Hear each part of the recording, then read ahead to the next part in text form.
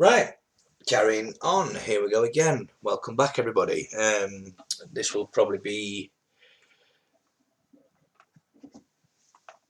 the last video that I do today before my lunch break, which is due to start in about 17 minutes. This is chapter 7. This is Toothless Wakes Up.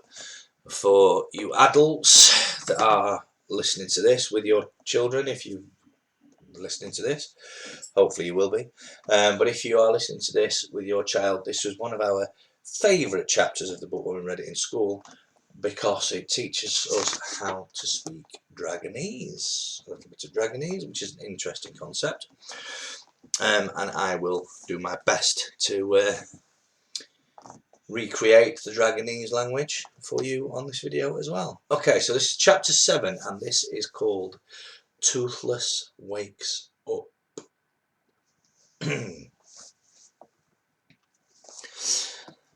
Toothless woke up about 3 weeks later. Fishlegs and Hiccup were at Hiccup's house. Everybody else was out. So Hiccup decided to take the opportunity to check on Toothless's basket. He pulled it out from under the bed. A thin plume of blue-grey smoke was drifting out from under the lid. Fishlegs whistled. "He's awake, all right," said Fishlegs. "Here we go." Hiccup opened the basket. The smoke billowed out and made Hiccup and Fishlegs cough. Hiccup fanned it away. Once his eyes had stopped watering, he could make out a very small, ordinary dragon looking up at him with enormous, innocent, grass-green eyes. "Hello, Toothless," said Hiccup in what he hoped was a good accent in Dragonese. "What are you doing?" asked Fishlegs curiously. Dragonese is punctuated by shrill shrieks and popping noises and sounds most extraordinary when spoken by a human. "I'm just talking to it," mumbled Hiccup, very embarrassed. "Just talking to it?" gasped Fishlegs in astonishment. "What do you mean, you're talking to it? You can't talk to it. It's an animal, for Thor's sake." "Oh, shut up, Fishlegs," said Hiccup impatiently. "You're frightening it." Toothless huffed and puffed and blew out some smoke rings. He inflated his neck to make himself look bigger, which is something dragons do when they are scared or angry. Eventually, he got up the courage to unfurl his wings and flap up onto Hiccup's arm. He walked his way up on Hiccup's shoulder, and Hiccup turned his face towards him. Toothless pressed his forehead onto Hiccup's forehead and gazed deeply and solemnly into Hiccup's eyes. There they stayed, nose to snout, for about 60 seconds without moving. Hiccup had to blink a lot because the gaze of a dragon is hypnotic and gives the unnerving feeling that it is sucking your soul away.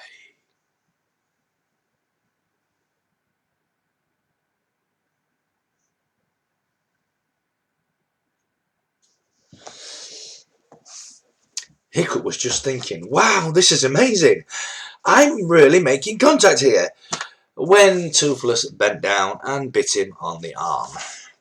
Hiccup let out a yelp and threw Toothless off him.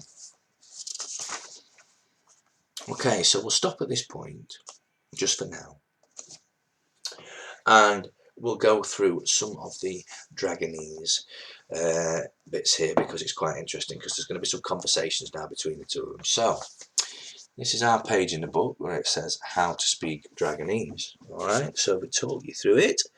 It tells us up here some of the, wrong side Mr. Roberts, it tells us up here in some of the very basic, some common basic phrases to get you started. Alright, so here we go.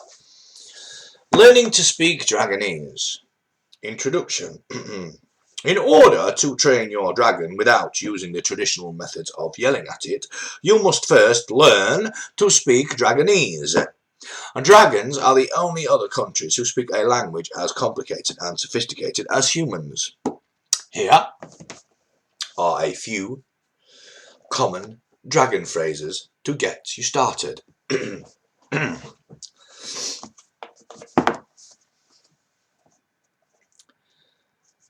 Near crapper in the who's suspicious you. No pooing inside the house, please. Me mama no like it, you me Monday bum. My mother does not like to be bitten on the bottom. Fish you canally goober me frundalai. Please, would you be so kind as to spit out my friend? Do it one more time. Let's try that again. Fish! Hissed Toothless, hovering in the air in front of Hiccup. Want fish now!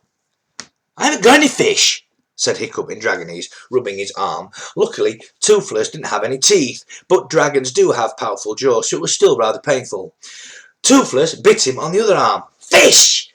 Said Toothless again. Are you okay? Asked Fishlegs. Well, I can't believe I'm asking this, but what's he saying? He wants to eat, replied Hiccup grimly, rubbing both his arms. He tried to make his voice sound firm but pleasant, to dominate the creature by the sheer force of his personality, as Goblet said. But we have no fish. Okay then, said Toothless. Eat cat. He made a lunge for Fiddlesticks, who streaked up the nearest wall with a yowl of terror. Hiccup just managed to grab Toothless by the tail as he flew off in pursuit. The dragon struggled wildly, shouting, Want fish now! Want food now! Cats are yummy! Want food now! We don't have any fish, repeated Hiccup between gritted teeth, feeling all his calmness deserting him. And you can't eat the cat. I like him. Fiddlesticks mewed indignantly from a beam high up in the roof. They put Toothless in Stoic's bedroom, where there was a mouse problem. For a while he was happy, swooping after the desperately squeaking mice, but then he got bored and started attacking the mattress. Stop! Yelled Hiccup as feathers flew in all directions. Toothless replied by sicking up the remains of a recently deceased mouse right in the middle of Stoic's pillow. Ah! Said Hiccup. Ah! Said Stoic the Vast, who happened to enter that room at that very moment. Toothless launched himself at Stoic the Vast's beard, which he mistook for a hairy chicken. Get him off! Said Stoic. He doesn't do what I say, said Hiccup. Yell very loudly at him! Stoic shouted. Very loudly! Hiccup yelled as loud as he could. Please will you stop eating my father's beard? As Hiccup had suspected, Toothless took absolutely no notice whatsoever. I knew I'd be useless at yelling, thought Hiccup gloomily. Drop to the floor, you horrible little reptile! Yelled Stoic. Toothless dropped to the floor. You see, said Stoic, that's how to deal with dragons. Newt's Breath and Hookfang, Stoic's hunting dragons, came padding into the room. Toothless stiffened as they paced around him, their eyes yellow, glinting evilly. Each was about the size of a leopard, and they were as delighted by his arrival as a couple of giant cats might be by that of a cute little kitten. Greetings, fellow fire breather, hissed Newt's Breath as he gave the wriggling newcomer a sniff. We must wait, purred Hookfang menacingly, until we are alone, and then we can give you a proper welcome. He gave a vicious swipe at Toothless with one paw. A claw like a kitchen knife just nicked Toothless on the rump, and the little dragon howled and jumped into Hiccup's tunic until only his tail was poking out of the neck. Hookfang! Bellowed Stoic. My claw slipped, whined Hookfang. Get out of here before I make you handbags!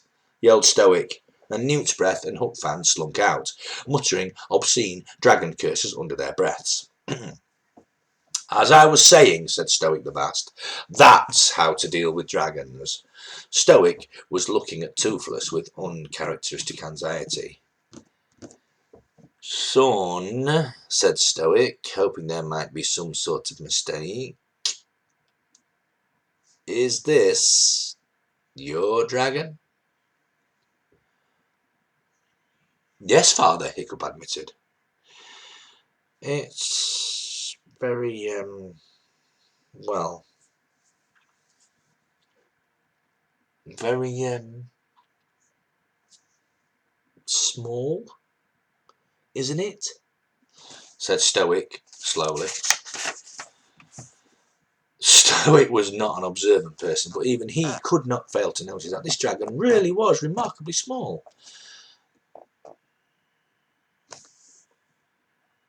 And it hasn't got any teeth.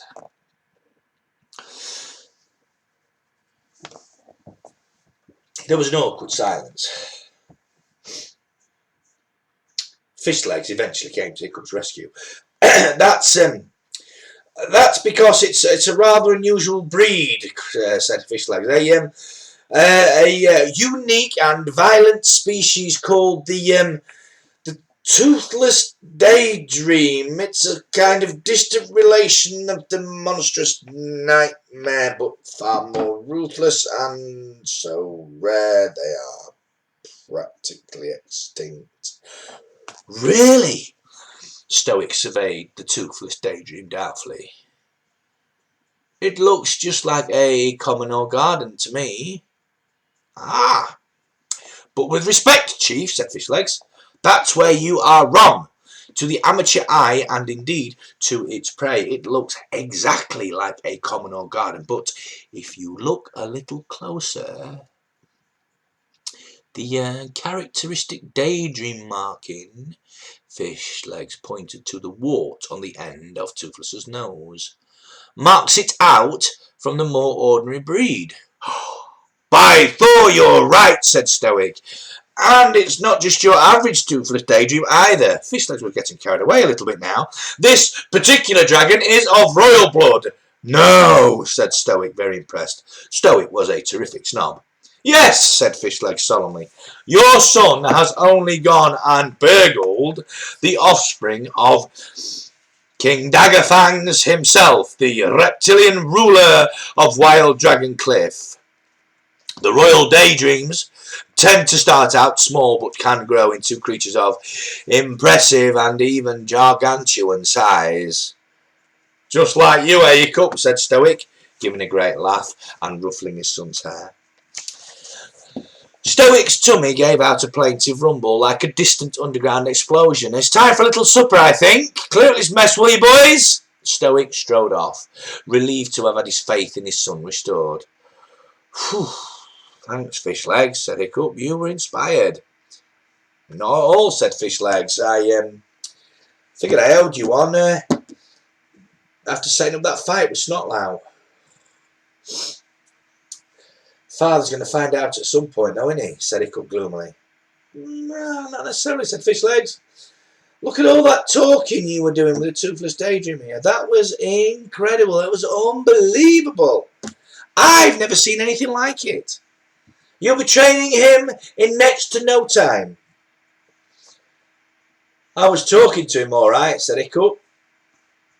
Trouble is, he didn't listen to a word I said. When he was going to bed that night, Hiccup didn't want to leave Toothless in front of the fire with Newsbreath and Huck Fang. Can I take him to bed with me? He asked Stoic. A dragon is a working animal, said Stoic. Too much hugging and kissing will make him lose his vicious streak. But Newsbreath will kill him if I leave him alone with them. Newsbreath gave an appreciative growl. Oh, it would be my pleasure, hissed the dragon. Nonsense, boomed Stoic, unaware of Newsbreath's last remark. As he didn't speak any Dragonese whatsoever, he gave Newsbreath a friendly cuff around the hose. Newsbreath just wants to play. That sort of rough and tumble is good for a young dragon. Makes him learn to stick up for himself. Huck Fang extended his claws like flick knives and drummed them on the hearth. Hiccup pretended to say good night to Toothless by the fire, but smuggled him into his tunic, into the bedroom under his tunic. You must be absolutely quiet, he told Toothless sternly as they climbed into bed, and the dragon nodded eagerly. In fact, he snored very loudly the entire night. But Hiccup didn't care. Hiccup, you see, he spent most the whole of the winter on Berk in various states of very cold, ranging from fairly chilly to absolutely freezing. At night, too many layers were considered sissies, so Hiccup generally lay awake for a couple of hours until he had shivered himself into a light sleep. Now, though, as Hiccup stretched himself out and he stretched his feet against Toothless's back, he felt waves of heat coming off of the little dragon, and they gradually crept up his legs and warming his freezing cold stomach and heart, and even travelling right up to his head, which hadn't been truly warm in about 6 months. Even his ears burned contentedly. It would have taken the snoring of 6 strong dragons to have woken Hiccup. So deeply did he sleep that night. Right, it is, according to my computer clock, it is 11:59, which means we are just about ready for lunchtime. I thought we would be. I'm going to stop this here, and when I've had a little bit of lunch, I'll come back and see how much further I can get, and then I should try and upload them all. Guys, you take care of yourselves, and we'll see you soon.